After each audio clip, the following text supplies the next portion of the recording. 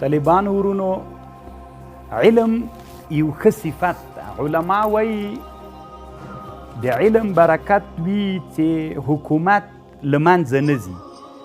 یعنې علما کتابونو کې وایي دا علم دومره ښه صفت ده چې یو شي ته دوام و بقا ور نصیب کوي. که تاسې فکر وکئ په دنیا کې یوه بادشاهي ده چې هغه د الله عز وجل بادشاهي ده، ختمیږي نه. ولې د الله عز وجل بادشاهي نه ختمیږي؟ ځکه د الله بادشاهي نه ختمیږي، د الله په خپله بادشاهي باندې په ټول نظام باندې علم شته ده. که د سیارو نظام یې ده، که نور د الله چې په دې دنیا کې څومره شیان دي، هغه نظام نه وځي، نه هغه نظم نه خرابېږي. علت دا ده چې الله علم پرې لري. نو د دنیا بادشاهیګانې ولې ړنګېږي؟ ځکه هغه خلک چې حکمرانان وي هغوی په خپلو بادشاهیګانو کې علم باندې عمل نه کوي. که دوی په علم باندې عمل وکړي د دوی بادشاهیګان هم دوام کولی شي. نو علم بادشاهي چې د علم غواړي، کله چې علم موجود وي، علم ورسره وي، نو هغه بادشاهي ډېر وخت دوام کوي. کار اهل کار ته وسپارل سي، مسلک رامنځته سي.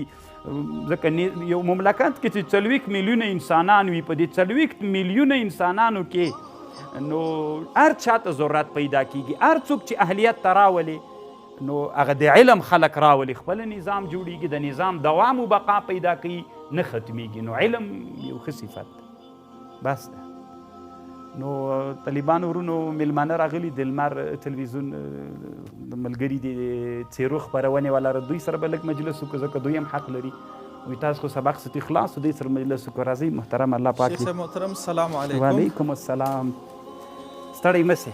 بخیر راغلی. ښه یې؟ صحت ښه ده؟ بخیر یې، صحتمند دی، ښه دی انشاءالله. صحت ښه ده؟ خاص دی، بخیر راغلی. کالي ته درغلي وو، تاسو خو د وعدې مطابق وای، خو موږ ناوخته راورسېدلو. دی مو ښه لرم. لاره لږه اوږده وه، چیک پوینټونه وو، سرکونه وو، د موټرو پیشکان وو، بیا موږ سلو را روان وو. په خیر رسېدلي، لاره کې انشاءالله څه مشکل سره نه وي. الحمدلله الحمدلله. کالي کې ویل چې شیخ صاحب تللی دی، خپلو درسونو کې یو دقیقه هم نه وړاندې ځي او نه وروسته ځي، په خپل ټایم باندې ورسېد. بیا